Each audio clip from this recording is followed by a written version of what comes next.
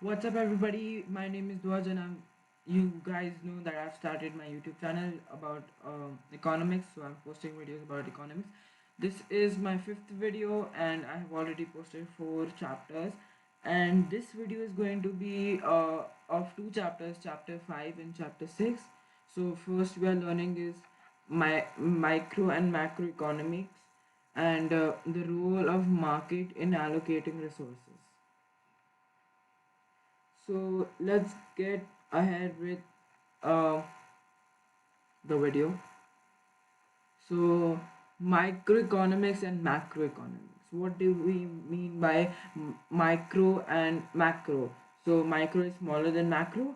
So microeconomics, the study of behavior and decision of households and firms and the performance of individual markets. So we have a few keywords in this. So study of the behavior and decisions. So it's the study of behavior and decisions of the households, firms, and the performance of individual markets. So these are the basic keywords of the definition. So basically, it's like a small market nearby or anything like that, a shop. That's a microeconomics. So when we study them, then that will be microeconomics. But if we study a whole country like UAE, we are studying that country, then macroeconomics is what we are studying. So the study of the whole economy is called macroeconomics. So as we can see in the picture, this is the macroeconomy has basically all the countries or specifically one country, but microeconomy has basically few firms and few individuals. So we are done with our fifth chapter. We'll move ahead with our sixth chapter, which is the role on in market allocation. So what is the role of market in allocating resources? So three allocation decisions made by producer to allocate the resources. So what's allocating? Basically assigning any resources to a specific product or giving it to a specific firm for production. So producers, as we know, the influence of opportunity cost on producers, they have to decide what to produce, how to produce, whom is to receive the product. So those are the three key allocation decisions. So this, if we can solve all of these three, we have allocated the resources and we have made all our decisions in the correct way. The question arises because of the basic economic growth or basic economic problem, which is scarcity. So growth of scarcity. So next we have types of economies. So we have studied about microeconomics and macroeconomics. So micro is basically small, and each and every country or each and every economy has that micro and macroeconomic in them. But each economy is not the same. People who run the economy are different. The way the resources are allocated in the country is also different, and the risk and all the problems in each economies are different. For now, we'll study what is economy. So economy covers institute, organizations, and mechanisms. So one mechanism that we are going to learn is price mechanism. So yeah, in a country that influences economic behavior. So economy influences economic behavior, determines how the resources are allocated. So there are three types of known markets: planned economy, uh, or planned economic market, market economy, or mixed economy. So planned economy. What is planned economy? Planned economy is a economy where the government takes all the crucial decisions in the country or in the economy.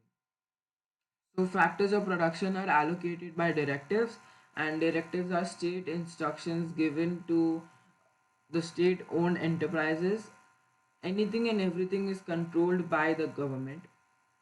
So any goods that has to be supplied in the market, it is supplied by the government and not any individual producer. So we have examples of such kind of economies like farmers of Soviet Union and China and North Korea, which are planned economies. Market economy. Consumer determines what is to be produced. Resources are allocated by price mechanism. So consumer determines. So if a consumer is demanding a for a calculator, then the producer has to produce a calculator. If the consumer is asking for 10,000 calculators, then the producer has to produce 10,000 calculator because of the profits earned by the producer. So the producer always produce goods according to the consumer demand or demand by the consumer, so that the producer can increase the amount of profit earned. Price mechanism is basically demand and supply. So in a market economic system, the market forces, two market forces are supply and demand, which determine the price of the good in the market. Mixed economy system has both private and public sectors playing an important role. Resources are allocated by both consumers and government. So it's a mixture of planned and market economy. So it's a mixed economic system. And private sector means sector that is run by the consumers or consumer determine the resources that are to be allocated, and public sectors are sectors which are run by the government. So basically the examples are USA and France, and I think most or all economies are mixed economies except Soviet Union and China and North Korea as planned, as I know so far.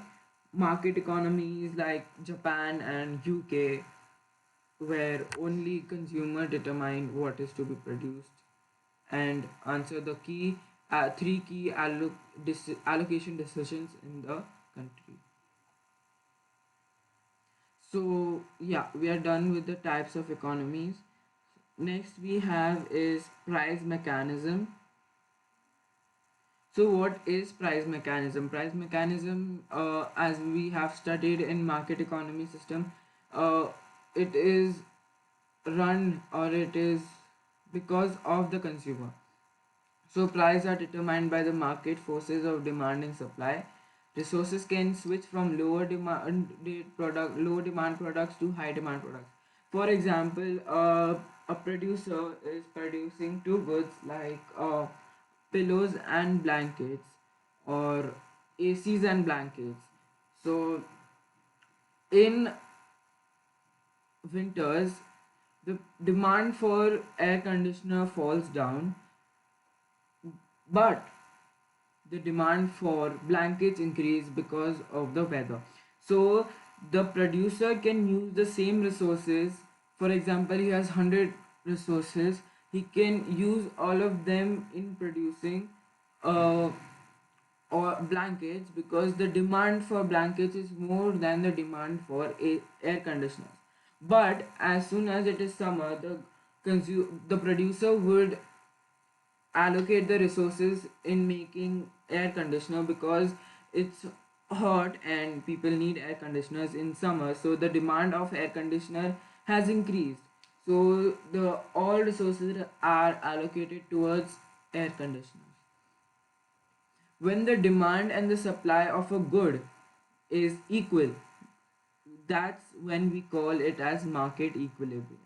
But when both the market forces are not equal, then we call it as market disequilibrium. So market equilibrium should be like the ideal state in a economy, because yeah, um So we are done. We'll just move ahead with a few questions.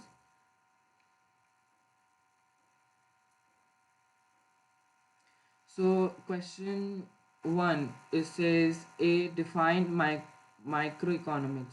So microeconomics is the study of individual firms, individual markets, and households.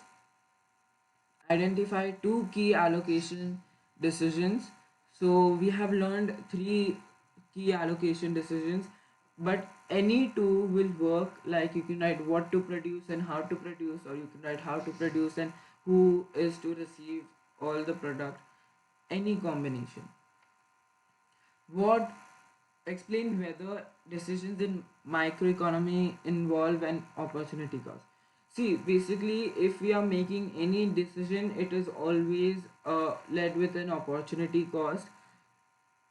So, no matter what type of economy it is, there is opportunity cost to every decision. What is the difference between market equilibrium and market disequilibrium? So you have to explain what is market equilibrium. So market equilibrium is when the quantity demanded is equal to the quantity supplied, and disequilibrium you have to explain that also, when quantity demanded and quantity supply are not equal to each other. So let's see. Yeah, so study of the behavior and decisions of thousands of households and firms performance of individual markets. So b, what to produce, how to produce, whom these products are to be received by, any two. Every decision has an opportunity cost. Like if a small firm has to buy its raw material, they might have to choose between two types of that raw material. So you can explain this further and elaborately. Market equilibrium, so is when quantity demanded is equal to quantity supplied, but market disequilibrium means that the demand and supply are not equal. So as explained, this, if you want to like take a look, you can just pause the video.